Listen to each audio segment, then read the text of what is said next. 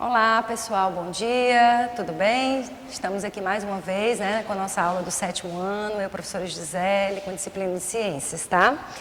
A nossa aula de hoje, nós vamos continuar o capítulo 3, sobre máquinas simples, tá?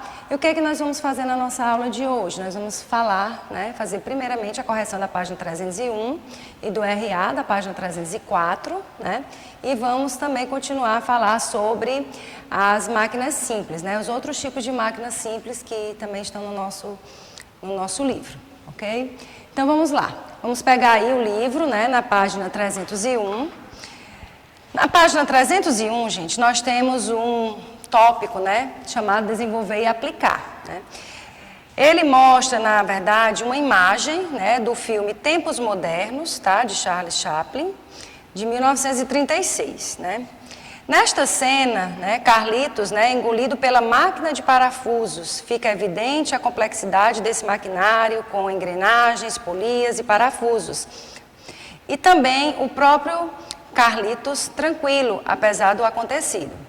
Esta imagem mostra a relação contraditória entre a máquina e o ser humano, Uma vez que ilustra a apropriação do corpo do trabalhador pela máquina e revela sua escravização a partir do modo de produção industrial e da dependência do trabalho com os maquinários, ao mesmo tempo que estes nos proporcionam, as facilidades da vida moderna, bem como a produção de bens de consumo em grandes escalas e com rapidez. Tá?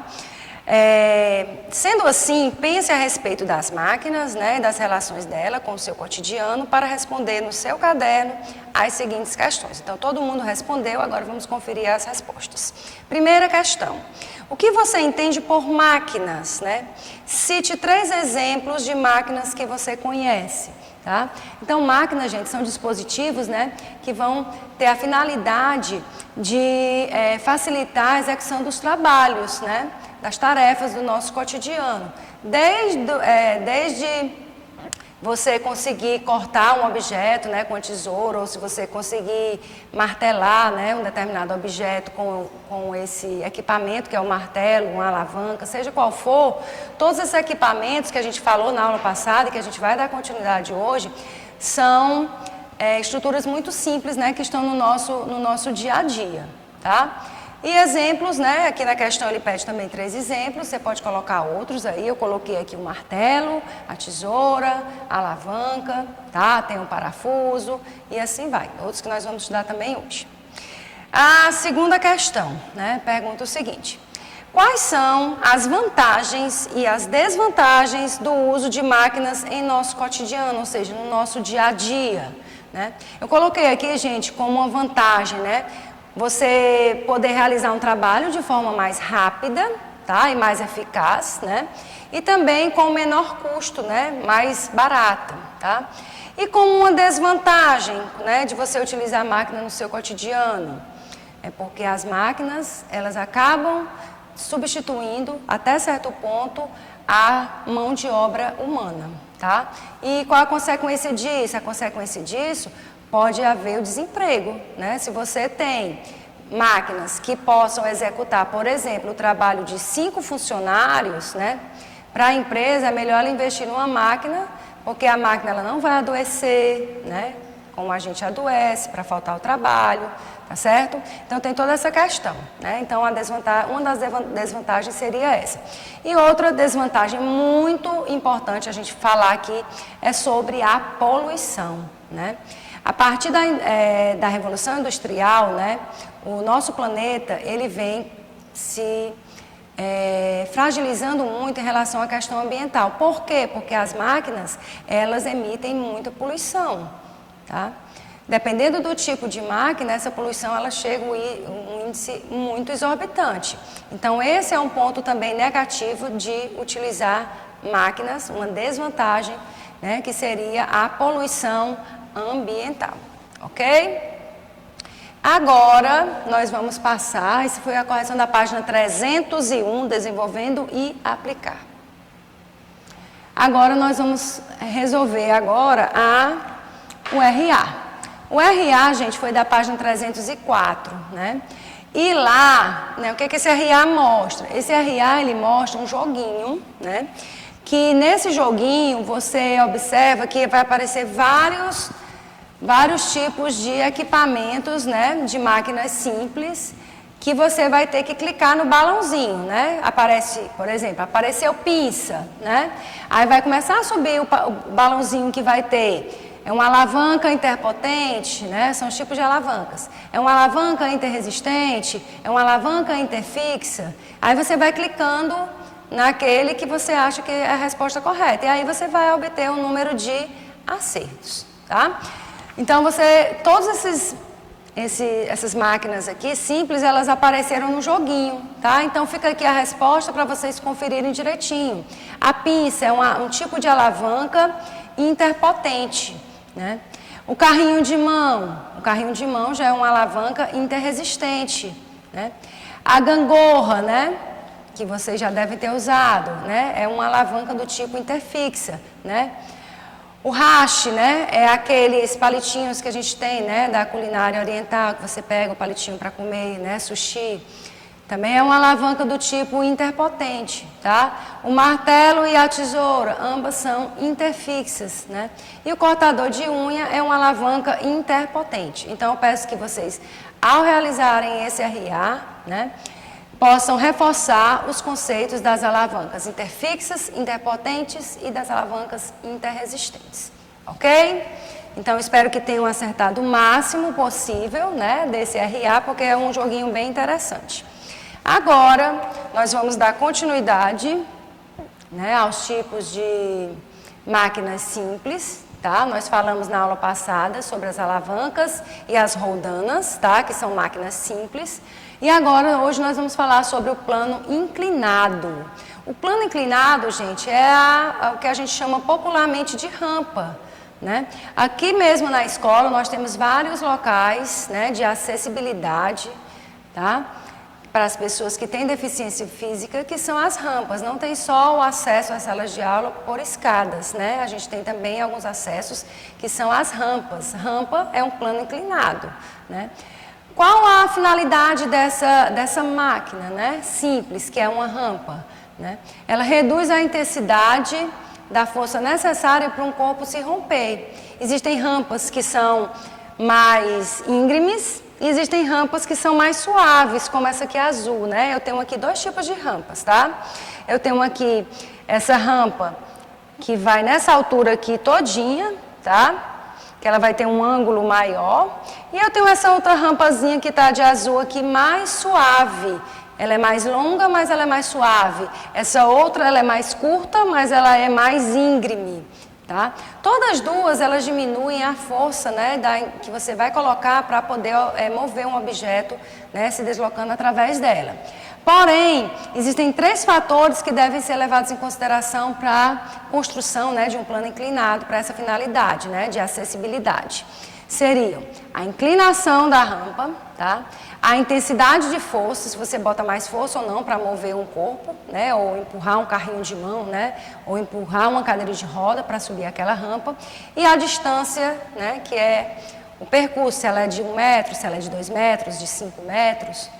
Então, tudo isso tem que ser levado em consideração para você colocar mais ou menos força. Por exemplo, nós temos aqui 2 situações, né? No plano inclinado. Nós temos essa rampa, que está aqui de cinza, ó, com essa altura aqui, certo? Nessa rampa, o ângulo dela aqui, ó, vai ser maior. Quando ela tem um ângulo maior, a distância percorrida ela vai ser menor, então ela é mais curta. Porém, para deslocar qualquer objeto nela, como ela é mais alta, ó, a pessoa vai ter mais dificuldade, tá? Quando ela está só nessa imagem aqui azul, ó, vindo aqui, mais longa, tá? E mais baixa, a gente diz que a distância percorrida por esse objeto ela vai ser maior e o ângulo vai ser menor. Qual é a consequência disso? Menor intensidade de força, menor força eu vou colocar para poder deslocar um objeto desse ponto até o final dessa rampa, ok? Então, agora vamos passar adiante. Então, o plano inclinado nada mais é do que a própria rampa, certo? O parafuso, todo mundo conhece parafuso, né? Na casa de vocês tem, né? Todo canto, né, praticamente tem parafuso, tá? E o que é um parafuso, né? Nós temos aqui 3 formas, nada mais é do que um cilindro, né? Ele é composto por um cilindro e por um plano inclinado disposto em hélice. Aqui o plano inclinado, ó, né, como fosse uma rampa, ele vai estar disposto em hélice. Qual é a finalidade dessa máquina? Fixação de objetos. Gente, então tem inúmeras coisas, né, na nossa casa que vai ser fixado com parafuso, né? A dobradiça da porta da sua casa, tá? Então tem várias coisas, né, no seu cotidiano, você pode até procurar aí, né, o que está sendo, né, em que está sendo empregado esse parafuso, né, na minha casa, tá? Em algum equipamento, será que na geladeira vai ter um parafuso para aquela portinha se mover? Né? No armário da minha cozinha, tá? Então tem tudo que a gente olha na nossa casa, praticamente tem um parafuso, ok? E nós temos aqui as engrenagens, né? As engrenagens, elas também são máquinas simples, tá? São muito importantes, nada mais são do que uma série, né, de rodas denteadas que vão facilitar a transmissão de movimentos circulares, né? E a gente tem aqui de uma roda para outra, né? Então, quando a engrenagem, ela vai estar sempre conectando uma roda para outra através de um movimento circular. Então, como é que essa roda vai se movimentar e automaticamente ela vai movimentar essa outra?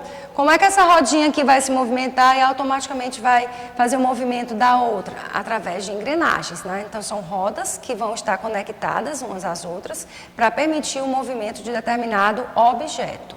Nós temos, portanto, o exemplo aqui de uma bicicleta. Claro que aqui está só a parte mecânica, né? Como é que a catraca, né? Como é que essa engrenagem da bicicleta ela vai mexer para que eu possa me deslocar com esse meio de transporte, né? E na bicicleta a gente tem aqui 3 partes básicas, tá, pessoal? A gente tem aqui a coroa, tá? A gente tem aqui a corrente, né, que está dentro desse dente da coroa. E nós temos aqui a própria catraca, tá? Então, à medida que eu pego o meu pezinho, né, e coloco nesse pedal, essa força que eu vou colocar aqui no pedal, gente, ela vai ser transmitida para a coroa. A coroa, ela vai girar, porque ela tem um sistema aqui de engrenagem juntamente com a corrente, né? E ela vai permitir o movimento dessa roda. Quando isso movimenta, essa corrente, ela também vai estar conectada nessa outra roda, que é a catraca. E aí ela vai o quê? Ela vai movimentar, né, simultaneamente essa roda e essa. Então, dessa forma, eu tenho o movimento da bicicleta, tá? No relógio analógico, né, aquele relógiozinho que tem lá, aqui é um relógio analógico, gente, de decoração, tá? Por quê? Porque essa maquinariazinha aqui eu só vejo quando eu pego o reloginho, abro aqui atrás e vou ver por dentro. Se eu desmontar, eu vou ver. Mas aqui eu estou vendo de frente. Por quê? Porque no meu exemplo aqui eu tenho um relógio decorativo. Mas nele observa-se o quê? Observa-se que nós temos as engrenagens, tá? Rodas que se movimentam, né, conectadas umas às outras, para que possa movimentar o quê? Os ponteiros, né? Ponteiro da hora, ponteiro dos minutos e o ponteiro dos segundos, ok? Então, nós temos aí, portanto, as engrenagens. Então, a nossa aula de hoje, né, em termos de conteúdo, a gente fica por aqui, tá certo? Vou passar para vocês agora a agendinha do 7º ano, tá? Tarefa de casa do livro, página 305 e 306, né, do livro de vocês. Assistam a aula com bastante atenção, tá? Resolvam essas 2 páginas e até o nosso próximo encontro. Tchau, tchau. Fiquem com Deus.